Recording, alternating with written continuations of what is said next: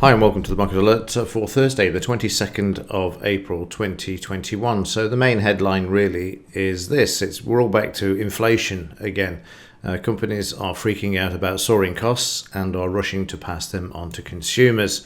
I've talked about this for weeks now, and it's going to get very interesting going forward. I don't think most people will realise until they're in the thick of it, but it's already happening for sure. And I'll show you something really interesting that's come to light over the last few weeks, particularly in the construction industry, which we spoke of the other day as well with regards to lumber. There is a very strong consumption across the board. And again, this is something that I spoke of a few weeks ago as well as we come out of the lockdowns, the stimmy checks. There is a huge pent-up demand. And of course, when you throw all trillions into the money supply, then you are going to create inflation. And boy, is it on its way. From trees to lumber, sawmills boost profits as crack spread erupts. And if you can source the lumber, you're making a whole bunch of money right now.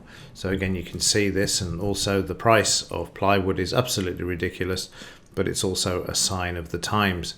That is literally insane. We are in a financial bubble to end all financial bubbles, and the eventual implosion of this epic bubble is going to be spectacular. Somebody asked me once, how does this end? And I said, spectacularly. And that's what is going to happen.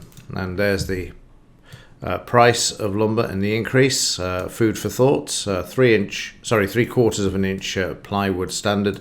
In March it was $37 or just under $40 a sheet.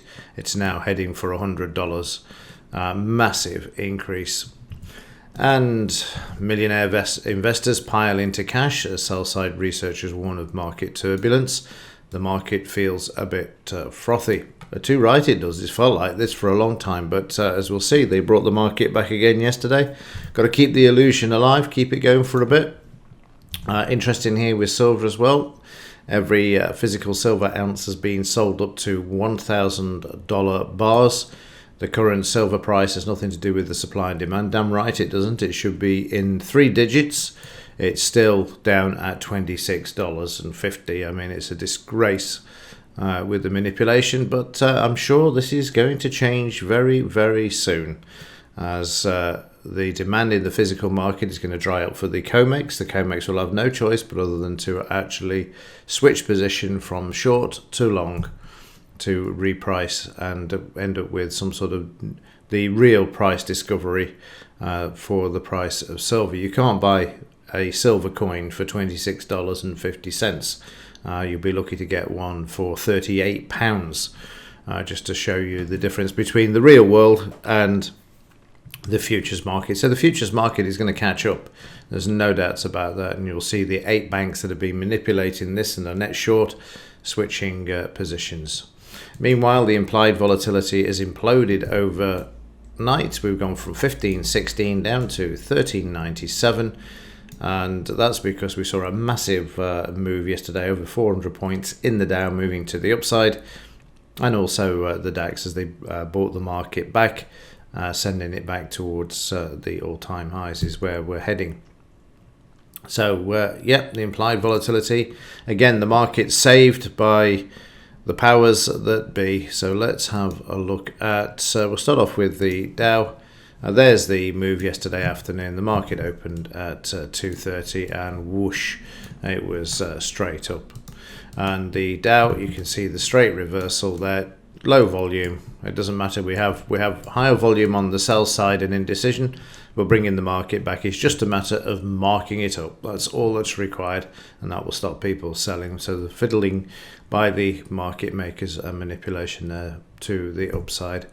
And so once again, if we just remove these extensions and have a look to the upside from this high to the low of Tuesday, and you'll see there we're heading already to the 78.89. Now this is going to be interesting actually. As I mentioned on let's have a think, Tuesday. This doesn't look right somehow. Have I got the right? Is this up to date? Yeah, 22nd. So that will be yesterday as it reversed. Yeah, it is right. As I mentioned, actually it was Monday when we had that potential weakness about coming back up 89%, and then of course we dropped. That's it. Right, I'm up to speed now. So yeah, we've got watch the 89 level in the Dow and also in the DAX as well, because this is what I was talking about, wasn't it, on Tuesday, how the market comes back to 89 and then can move south as well. So even though we've got the 1 day up on low volume, do watch the 89. It's going to have to drive through this and also through the all-time high of 34,253 as well. So now I know where I am. Yeah, it's fascinating what's going on at the moment. Never seen anything like it. Yesterday, the market down to 38. The market finds support. They bring the market back, and again, on this occasion, you can see the shorts getting out. Market moving back to 38% on the upside. We already have the 89 in place here. Take a moment or two to get back on the DAX, but watch the fib retracements on the way up for any sign of weakness, just in case we do get the start of the correction there. But yeah, it's certainly going to be one to watch over the next few days. Meanwhile, the DAX overnight, let's just compress it all up so we can see where we are and drag the chart over. So we're just sitting at the high of yesterday and above the DP and the 200 MA there. There's been a bit of a cluster of volume there overnight. Let's have a look, see what's going on. We can see the market there just sitting at the highs. They're trying to buy back the market, keep it above the highs there at the moment. Meanwhile, in the metals, I am still surprised at what's going on in here. Still managing to move to the upside yesterday, moving up to 26.50, got resistance to the left. We're way over bought in this market if you have a look at the stochastics as well, so we are due for a correction, yet the market continues to move to the upside. Even saying that though, you can remain overbought for a long time as the market moves to the upside, as you can see here when we moved last year to the upside. So even though we are currently overbought on the upside, the market can still move freely if it wishes to do so. So from this low to this high, let's just draw in some retracements. Straight reversal off yesterday would bring you back to 38, and also the 5-bar moving average there as well. Okay, a quick look at yesterday's activity, and let's just wind back to the morning. And the futures open, bit of a damn squib there. You see prices sideways, then moving towards the upside, staying above the 200 MA, and then drifting up nicely around 35 to 40 points before the cash market opened. And then we see some selling coming into the market, bit of weakness trying to bounce back here. But from here down to here is an 89% retracement. And the market then moved to the downside, and you'll see there just going through the close, and then again you've got this huge volume. The bar is a demand bar, as I call it, and it will be being written into the software at the moment.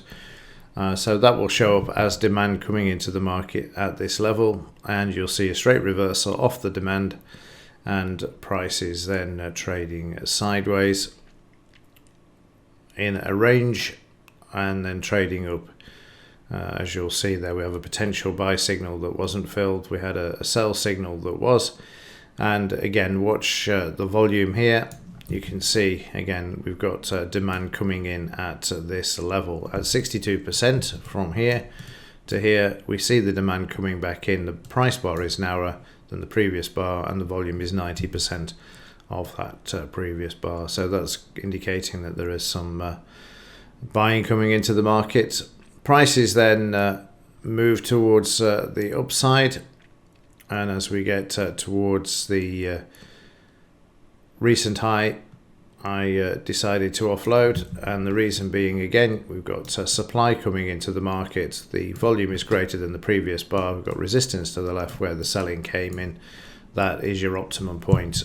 So prices did manage just a little bit more of a move to the upside, but not much more from where we got the double top, and then prices just drifted back to the downside, which you'll see here. And they did this for most of the morning. It accelerated mid-morning with prices trading down to the previous day's low. Then we had, as you can see here, we've got all of this volume.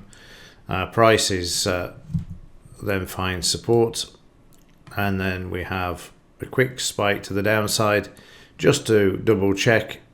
And again, this bar here shows you demand in the market at the support level to the left. The price bar is narrower. This one has turned around and moved back towards the upside. And then speaking of the upside, the market just exploded from the off. Now, I didn't do this trade. I was busy working on the new software and making sure that what's being coded in is correctly. So unfortunately, I had to stand by and watch this one as it continued to move to the upside. But you can see just by the 5-bar moving average just how strong the move to the upside was, until we had a bit of a reprieve here and we start to see a bit of a pause, and then the market continuing to move to the upside. And it held all the way through this to the end of the trading session, and then beyond after as well, as the market continued higher with the Dow. Okay, I think that will do it for today. Let's see what happens. I say there's a lot that is going on at the moment, particularly in the Dow. Watch the 89% in this market, and in the DAX, watch the 50%, 62, and also the 5-bar moving average as prices attempt to move back to the upside there. Okay, that will do it for this one. If there is anything else to report, I'll let you know. But as ever, thanks for watching. See you in the next one.